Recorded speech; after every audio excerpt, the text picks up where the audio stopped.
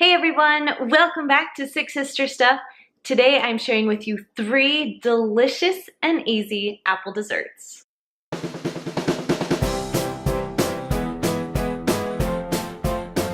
I'm Kristen. I am sister number 2 from SixSistersStuff.com. It is fall time. Now I love fall season. I especially love apple season. Now this last weekend we went up to Apple Hill here in Sacramento, California, and they have the best apples. So I thought it would be fun to share with you 3 of my favorite apple desserts.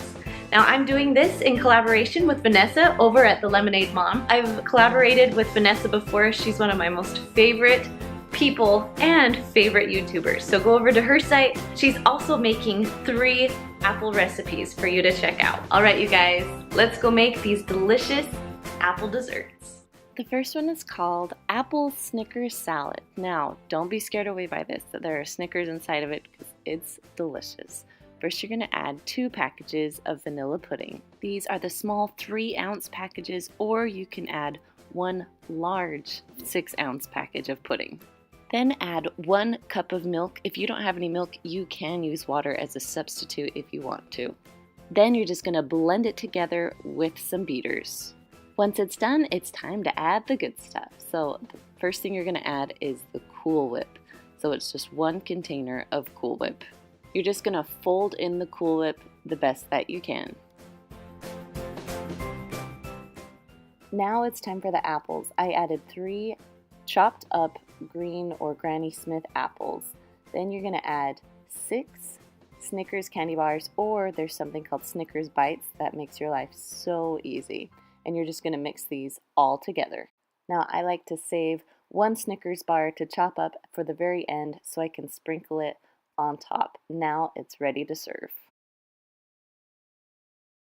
Now this next recipe is called Disneyland Copycat Caramel Apple Pie, and Kendra is going to show you how to make it.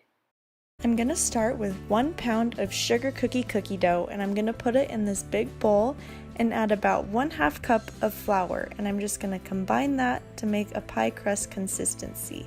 And I find it easiest to mix this with my hands.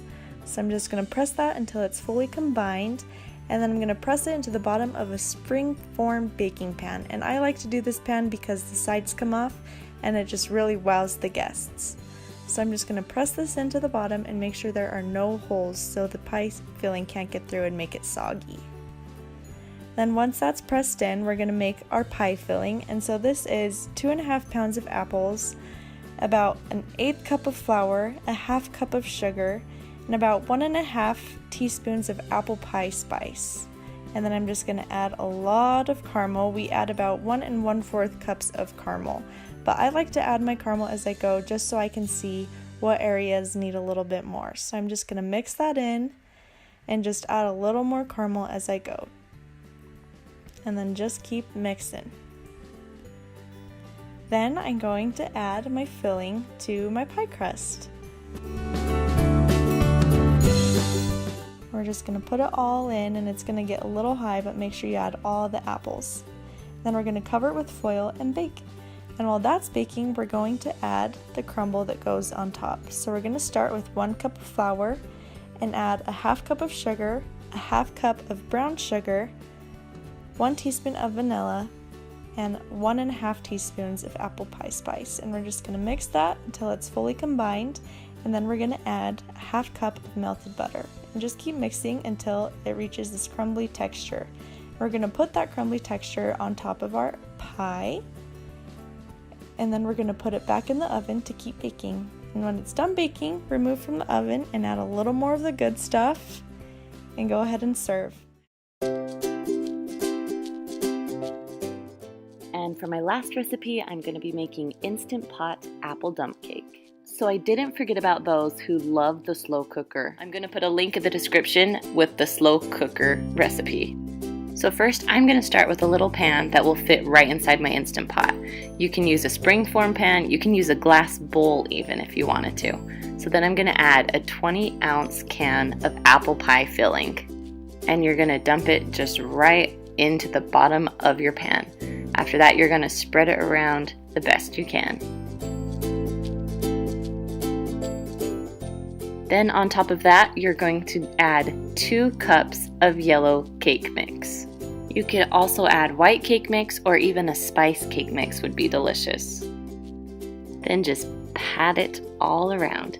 Now you don't want to soak it into the apple, but you're going to press it down pretty even so when we put the butter on top, it won't spread all in one corner.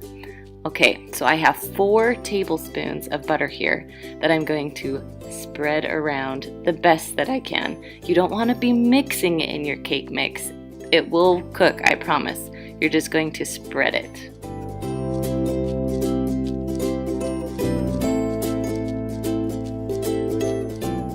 So now I'm going to add 1 cup of water inside of my Instant Pot. And if you notice my little trivet thing, I don't want my bowl to sit right into the water, so it's going to sit right on top of that.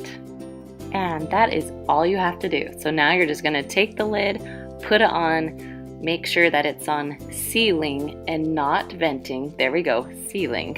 And you're going to cook it on manual for 25 minutes. Once it's done, you're going to push it over to venting because we're going to do a quick release with this one. Then when it's all done releasing its pressure, you can take the lid off and it smells amazing. Once the steam kind of goes away, then you can pull it right out. Now I love to make this right as we're eating dinner, and so it's all ready to go when dinner is done. I love to add a little bit of ice cream on top, or you can add whatever you like to put on your apple dump cake, also known as apple cobbler. All right, you guys, that's all I have for you today. Don't forget to go over to Vanessa's channel and tell her that Kristen sent you. I hope you all have a wonderful day. See you next week. Bye.